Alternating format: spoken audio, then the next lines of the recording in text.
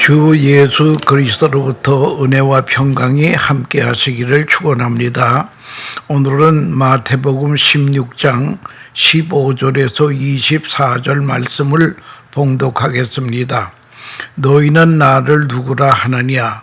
시몬 베드로가 대답하여 이르되 주는 그리스도시요 살아계신 하나님의 아들이시니이다. 예수께서 대답하여 이르시되 바요나 시몬아 내가 복이 있도다. 이를 내게 알게 한 이는 혈육이 아니요 하늘에 계신 내 아버지시니라. 또 내가 네게 이르노니 너는 베드로라. 내가 이 반석 위에 내 교회를 세우리니 음부의 권세가 이기지 못하리라. 내가 천국 열쇠를 내게 주리니 네가 땅에서 무엇이든지 매면 하늘에서도 매일 것이요 네가 땅에서 무엇이든지 풀면 하늘에서도 풀리라 하시고 이에 제자들에게 경계하사 자기가 그리스도인 것을 아무에게도 이르지 말라 하시니라. 이때로부터 예수 그리스도께서 자기가 예루살렘에 올라가 장로들과 대제사장들과 서기관들에게 많은 고난을 받고 죽임을 당하고 제3일에 살아내야 할 것을 제자들에게 비로소 나타내시니 베드로가 예수를 붙들고 항변하여 이르되 주여 그리 마옵소서. 이 일이 결코 주께 미치지 아니하리니이다. 예수께서 돌이키시며 베드로에게 이르시되 사탄아 내 뒤로 물러가라.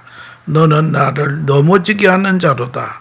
내가 하나님의 일을 생각하지 아니하고 도리어 사람의 일을 생각하는도다 하시고 이에 예수께서 제자들에게 이르시되 누구든지 나를 따라오려거든 자기를 부인하고 자기 십자가를 지고 나를 따를 것이니라.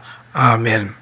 이 말씀을 가지고 예수님의 제자의 길이라, 예수님의 제자의 길이라고 하는 주제로 말씀드리려고 하는 것입니다. 여기 24절에 이에 예수께서 제자들에게 이르시되 누구든지 나를 따라오려거든 자기를 부인하고 자기 십자가를 지고 나를 따를 것이니라 라고 말씀하셨습니다. 철학자 파스칼은 그의 조서 팡세에서 이런 말을 합니다. 인간은 천사도 아니고 짐승도 아니다. 그런데 불행한 것은 사람은 천사처럼 되려고 생각은 하면서도 짐승처럼 살아가는 것이 인간이다. 생각은 천사 같은데 살기는 짐승처럼 산다는 것입니다. 여기에 인간의 모순이 있습니다. 인간의 불행은 자기가 자신을 잘 모른다는 것입니다. 세상에서 제일 어려운 것은 자기를 아는 것이고 제일 쉬운 것은 남을 충고하는 것이다 라고 하는 말을 했습니다. 그래서 소크라테스는 너 자신을 알라라고 하는 명제를 남겼습니다. 자기가 자기에게 속는 것이 인간입니다. 난 좀 아는 줄 알았는데 알고 보니까 아무도 모른다는 겁니다. 내가 뭘 이룬 것 같이 생각을 했는데 알고 보니 이룬 것이 없다는 것이에요. 그때 인간은 허무함과 자기 자신의 무너지는 느낌을 가지게 됩니다. 사람에게는 두 얼굴이 있다는 것입니다.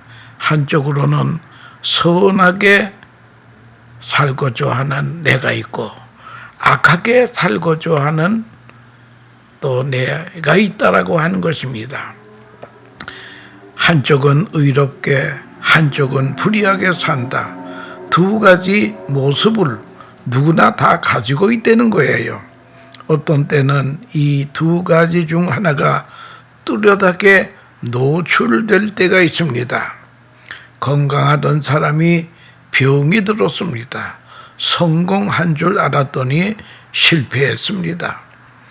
자기 자신이 노출될 때가 언젠가 하니 분에 넘치게 억울하게 될 때에 자기 자신의 본래 모습이 노출된다는 것입니다.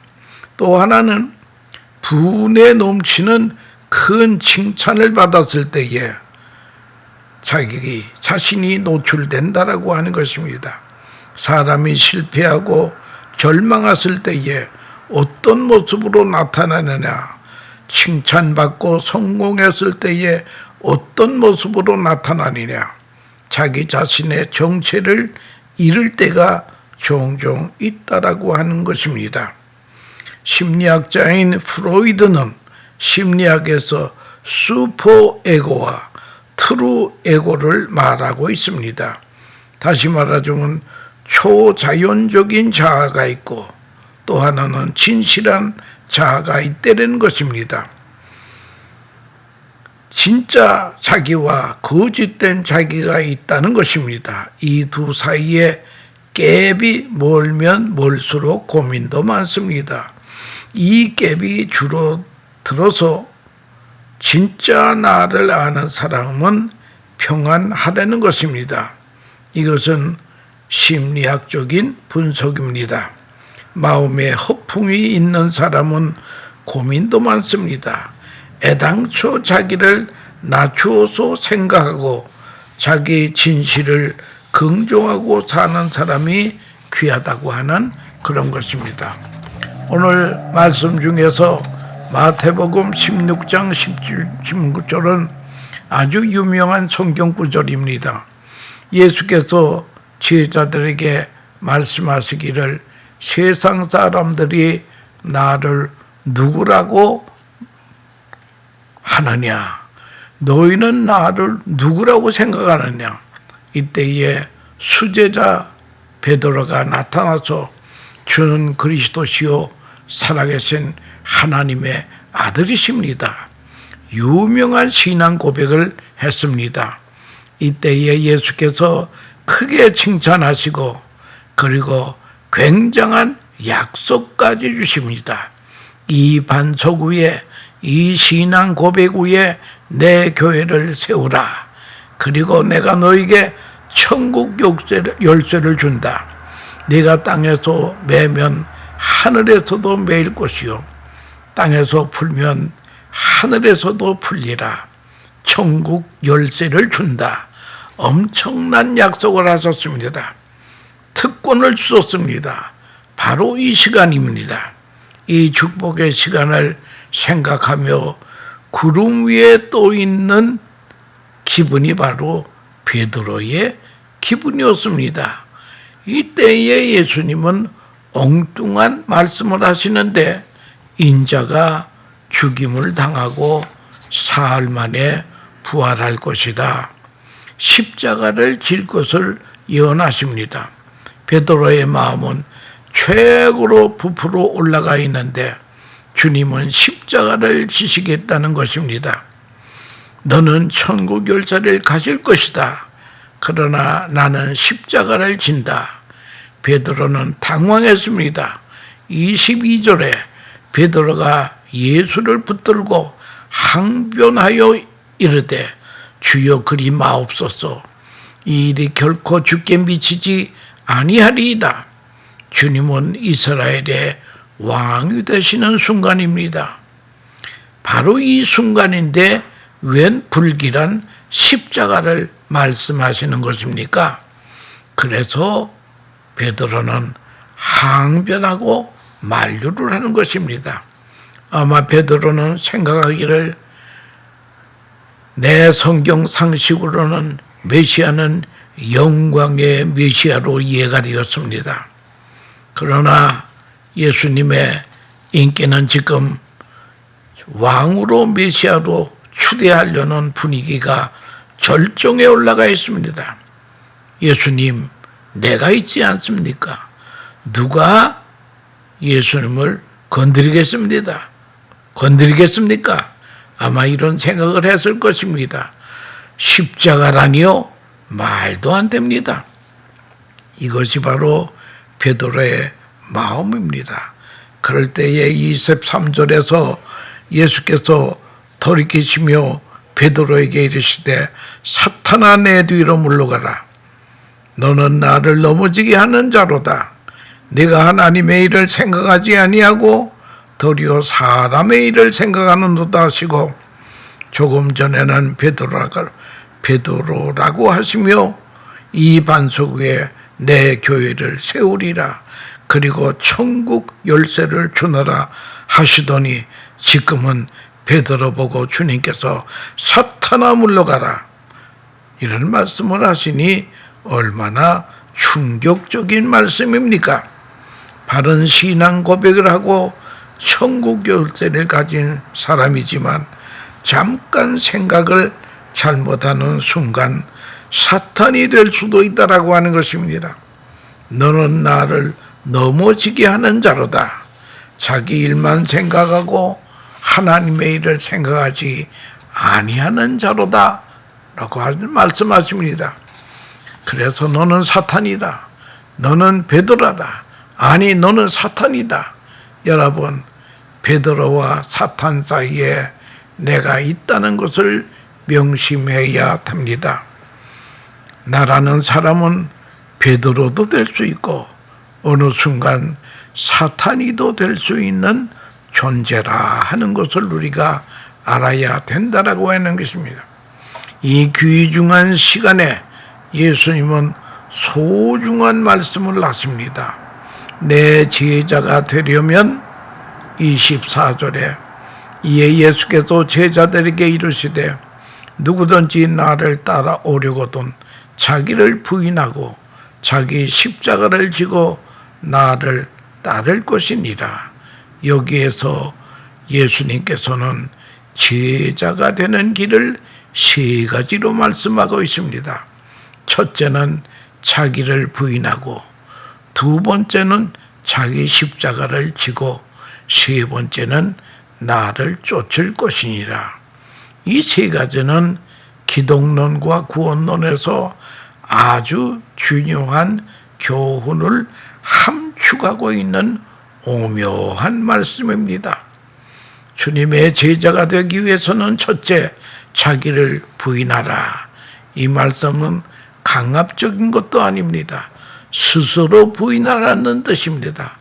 강요당하는 것과 스스로 포기하는 것은 다르다고 하는 것입니다. 모두리는 자원적으로, 자발적으로 해야 됩니다. 자발적으로 부인하는 것, 자기를 자발적으로 부인하라고 하는 것입니다. 자기 중심적인 삶을 살았던 것을 이제는 주님 중심적으로 사는 방향의 전환을 말하고 있는 것입니다.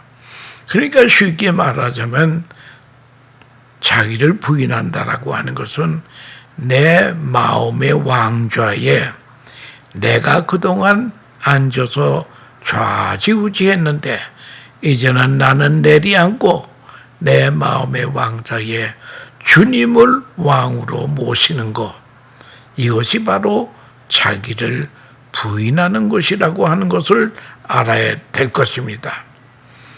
그러니까 자기를 부인한다라고 하는 것은 이제 주님을 왕으로 모신 사람은 알면서도 모르는 사람으로 할 수 있는데도 할 수 없는 것처럼 자기 욕심, 자기 편견, 명예욕, 출세욕 싹 버려야 된다라고 하는 것입니다.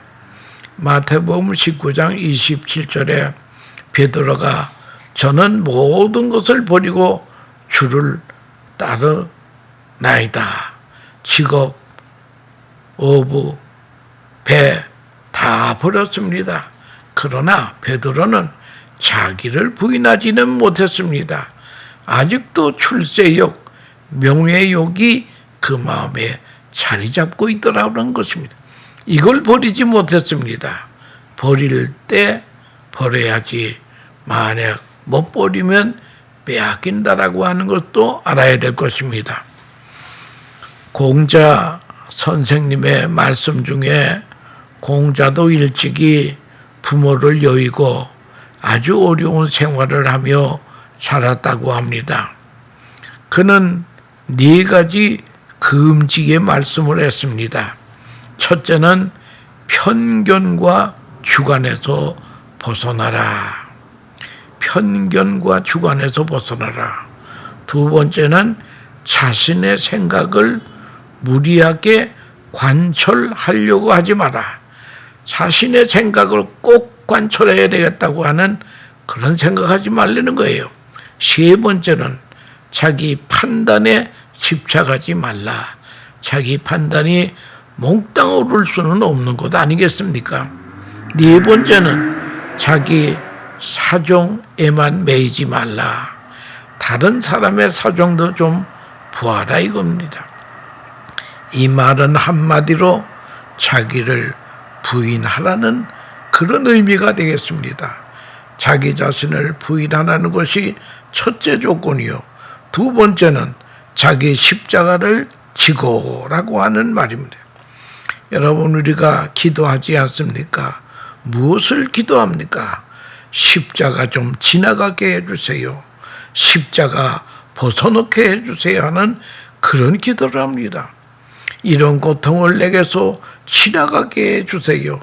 내가 병에 걸렸다면 이 병에서 나를 지나가게 해주세요. 성공하게 해주세요. 건강하게 해주세요. 고통을 면해주세요. 이것이 우리들의 간구입니다. 그런데 예수님의 제자가 되려면 자기 십자가를 지려는 거예요. 왜 그렇습니까? 십자가 안에 하나님의 뜻이 있으니까요. 하나님의 섭리가 십자가 안에 있습니다. 그 안에 하나님의 사랑이 있습니까? 그렇기 때문에 내 제자가 되려면은 십자가를 지고 나를 쫓으라. 십자가를 벗기 위해서 제자가 되는 게 아니라 십자가를 그대로 받아들여야 한다는 것입니다. 여러분, 내게 주어진 십자가가 무엇이라고 생각하십니까? 그냥 지서야 됩니다. 벗으려고 하지 마세요. 주님은 겟세마네 동산에서 내 뜻대로 마옵시고 아버지의 뜻대로 하옵소서.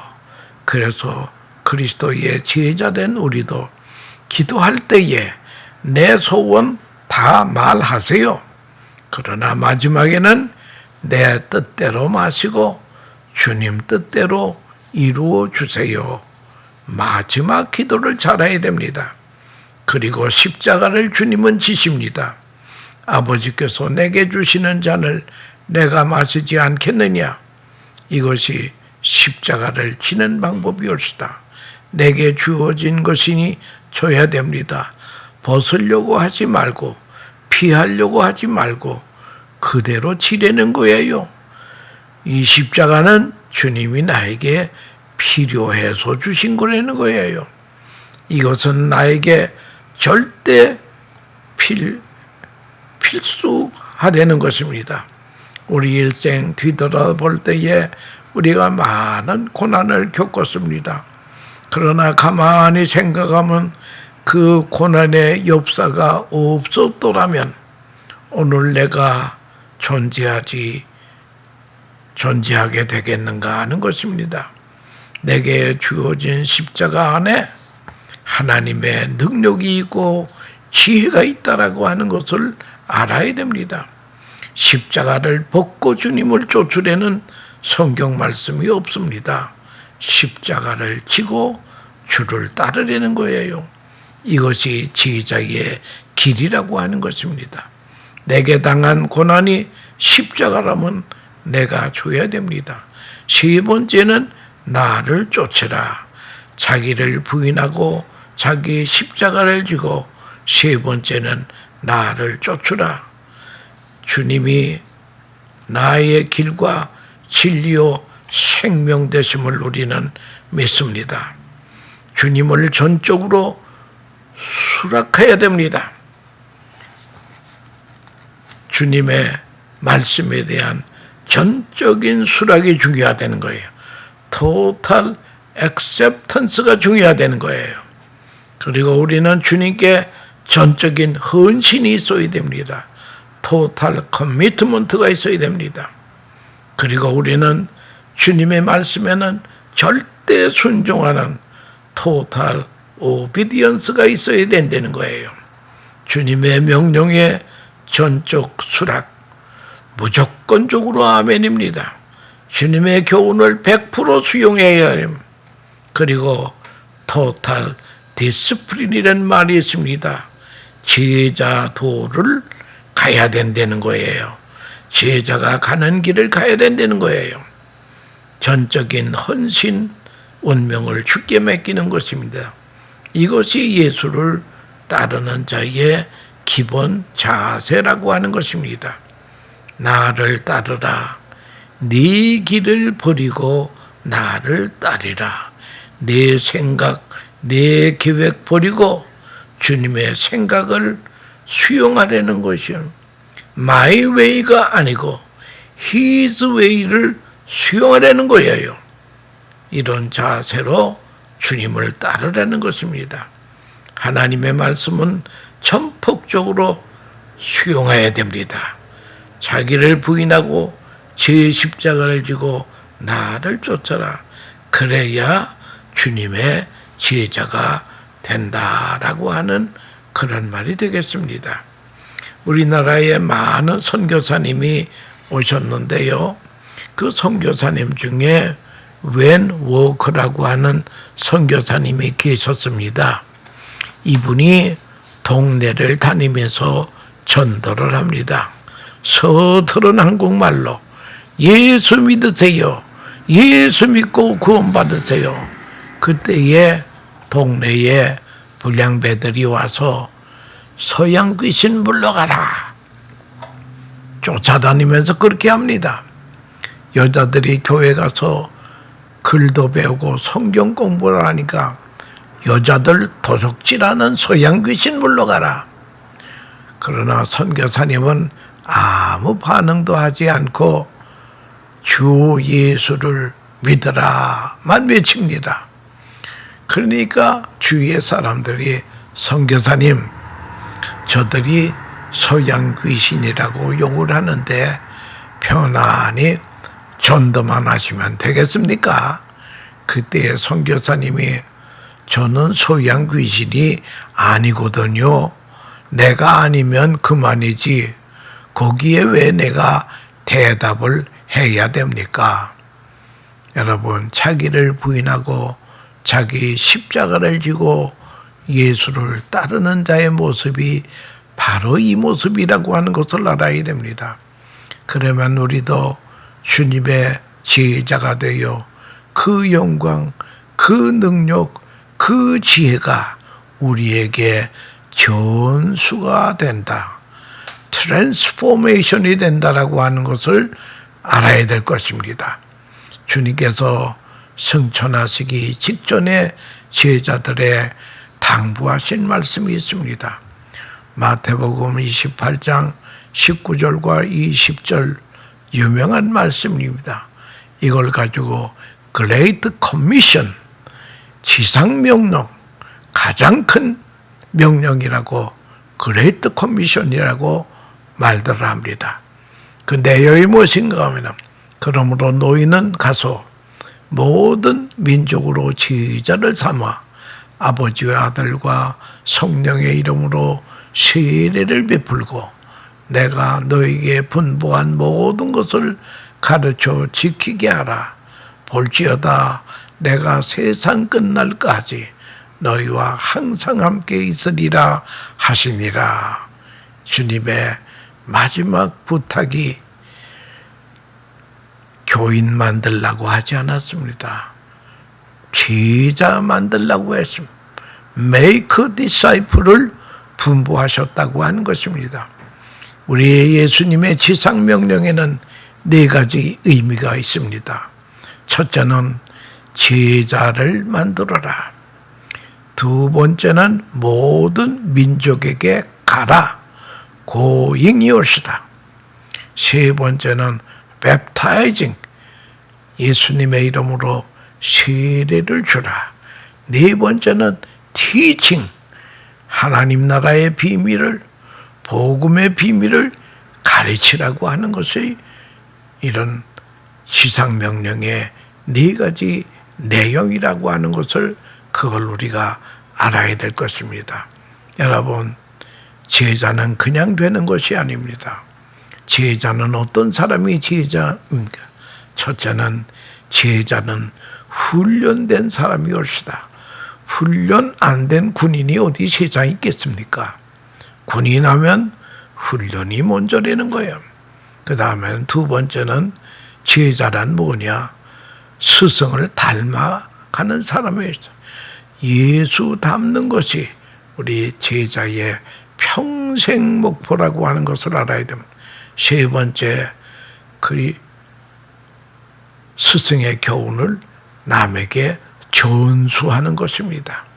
남에게 전수하는, 나만 가지고 있는 것이 아니라 스승의 교훈을 남에게 전달하는 일을 하는 것이 바로 이것이 제자라고 하는 것을 알아야 됩니다. 그렇다면 이 시간 가슴에 손을 얹고 내 자신을 한번 생각해 보십시다.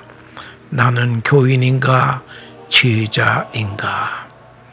예수님은 그레이트 커미션에서 메이크 디사이플을 명령했다라고 하는 사실을 꼭 마음에 우리가 명심해야 되겠습니다.